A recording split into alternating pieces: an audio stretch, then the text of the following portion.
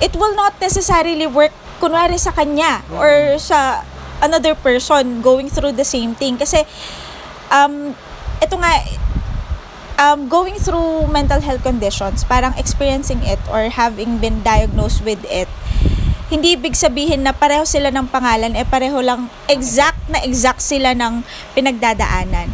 For example, ako, I'm diagnosed with bipolar. Zero, you are also diagnosed with...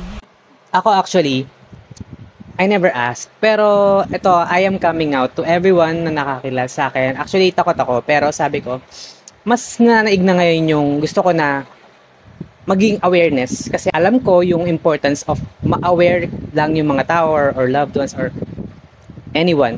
Mas matimbang na sa akin ngayon na wala na akong may pakay ako sa sasabihin ng iba. Pero mas nananaig yung kagustuhan ko na ipalaganap or in a sense na malaman ng mas maraming tao na since 2023, actually, sige, let's go back.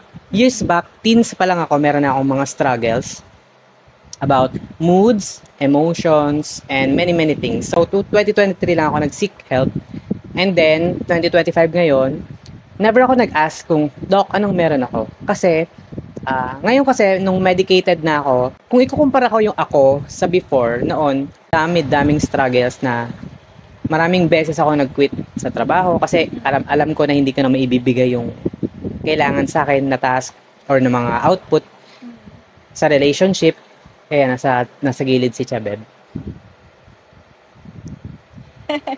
Tapos, share ko lang na malagi akong mawawala sa thoughts ko. So, ano nga ba yung sinasabi ko last, Bex?